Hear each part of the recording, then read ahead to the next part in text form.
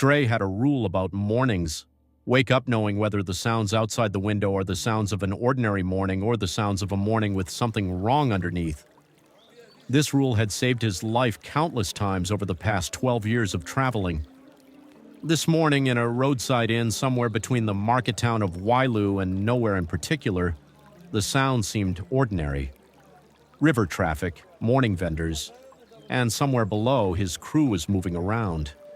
But there was something off. He could feel it in his chest. An uneasiness. Stray lay still for another moment, staring at the ceiling and processing the familiar aches in his body. The left knee that had never quite forgiven a rooftop landing from 3 winters ago, and the tightness across his shoulders that came from sleeping on surfaces that were not designed for sleeping. He was used to both.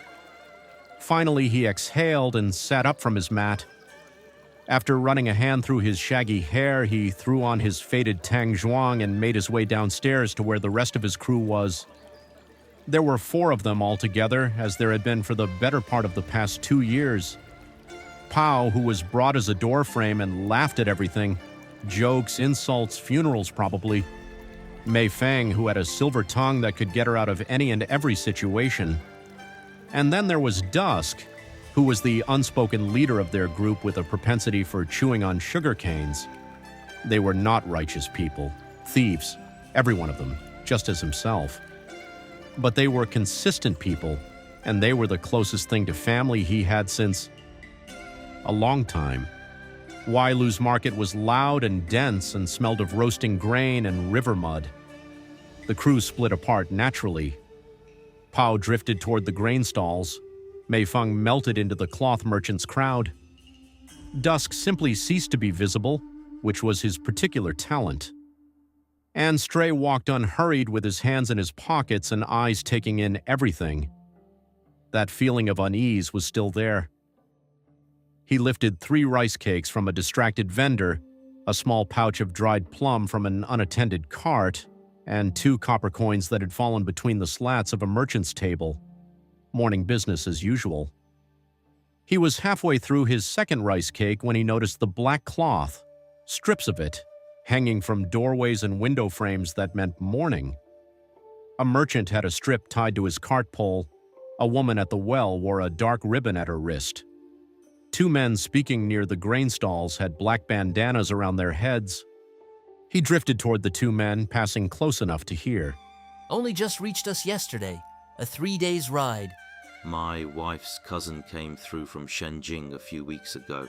Said the whole court felt hollow. Such a shame. He was a good man. Stray stopped by a woman selling river reeds in careful bundles.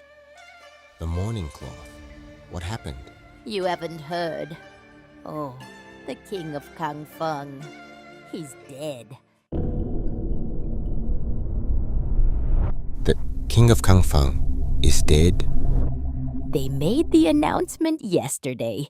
There's gonna be a public memorial service in Shenjing.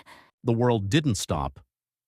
The market continued around him, the vendors and the noise and the river smell and Pao somewhere behind him laughing. And yet something inside him fell soundlessly to its knees.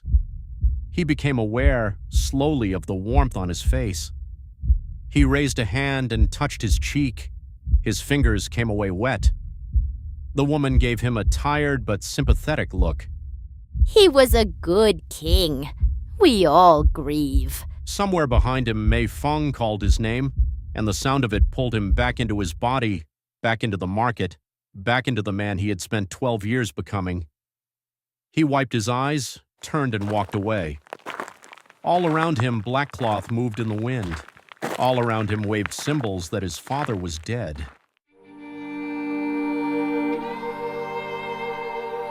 Episode 1, Stray.